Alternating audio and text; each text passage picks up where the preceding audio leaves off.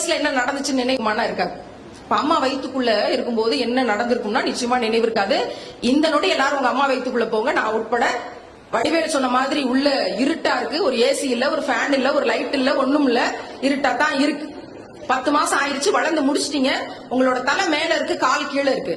தலை கொஞ்சம் கொஞ்சமா திரும்பி கீழே வரணும், கால் மேல போகணும். இந்த ஸ்விம்மிங் பூல்னு சொன்ன பனிக்கூடம் உடஞ்சு கீழே ஓடிக்கிட்டு இருக்கும். வாளி வாளியாக ரத்தத்தை பிடித்துக் கொண்டிருப்பார்கள் செவிலியர்கள், மருத்துவர்கள். அந்த கருப்பை சப்பாத்திக்கு மாவு பணைற மாதிரி சுருங்கி விரிய ஆரம்பிச்சிடும்.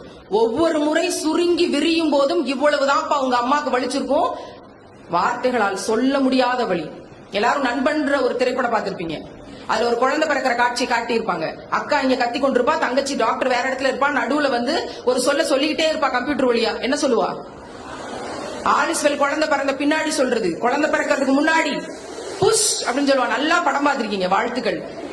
புஷ் புஷ்ன்னு சொல்லுவா. என்ன இவ்வளவு வலியை தாண்டியும் ஒவ்வொரு அம்மாவும், உங்களோட ஒவ்வொரு அம்மாவும் தன்னுடைய மூச்சு காத்தையெல்லாம் இழுத்து அடக்கி அழுத்தி உங்க தலையை நோக்கி தள்ளணும். அப்படி தள்ளுகிற போது எந்த கண்ணுக்கு தெரியாத துளையின் வழியாக மாதந்தோறும் ரத்தம் கசிந்து 3 நாட்கள் ரத்தம் வெளியேறி கொண்டிருந்ததோ அந்த துளை கொஞ்சம் கொஞ்சமாக விரிந்து பெரிதாகி 2.5 கிலோ 3 கிலோ உங்க தலை வெளியில வர்ற அளவுக்கு இவ்வளவு பெரிய துளையாக மாறணும். அப்படி அவளால மூச்சு காத்த அழுத்தி கொடுக்க முடியலன்னா அந்த அம்மாவும் செத்து போயிருவா, அந்த குழந்தையும் செத்து போயிருவா. ஆனா எந்த ஒரு அம்மாவும் இவ்வளவு குடங்குடமா ரத்தம் ஓடிக்கொண்டிருக்கு, இவ்வளவு வலி, என்னால தாங்க முடியல, என்னால மூச்சை அழுத்தி வெளியே தள்ள இயலாதுன்னு சொல்ல மாட்டா. ஏன் தெரியுமா?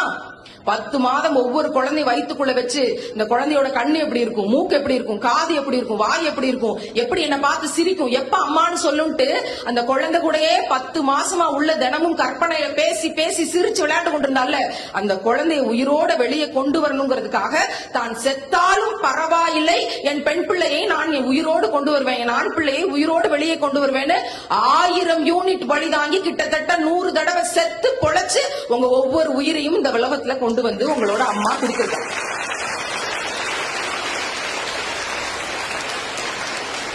இங்கேயும் அறிவியல் என்ன சொல்லுது?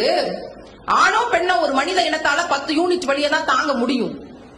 11 யூனிட் வலி வந்துருச்சுன்னா அந்த உயிர் செத்து போயிரும். ஆனா ஒவ்வொரு அம்மாவும் ஒரு குழந்தையை வெளியே கொண்டு வரும்போது 1000 யூனிட் வலி தாங்கி 100 தடவை செத்து பொழைச்சு கொண்டு வரானா இந்த உலகத்தின் ஆகச்சிறந்த ஆளுமை யார் அப்படின்னு எங்கேயாவது கேட்டாங்கன்னா காந்திஜி, நேதாஜி, அப்துல் கலாம் இவர்களெல்லாம் சொல்வதற்கு முன்னாடி இந்த உலகத்தின் ஆகச்சிறந்த ஆளுமை 1000 யூனிட் வலி தாங்கி 100 முறை செத்து பிழைத்து என்னை உயிரோடு கொண்டு வந்த என்னுடைய அம்மாதான் எனக்கு உலகத்தின் மிகச்சிறந்த ஆளுமைன்னு ஒவ்வொரு பிள்ளையும் சொல்லணும். இந்த கைதட்டு பத்தாது நினைக்கிறேன் உங்க அம்மாக்கு.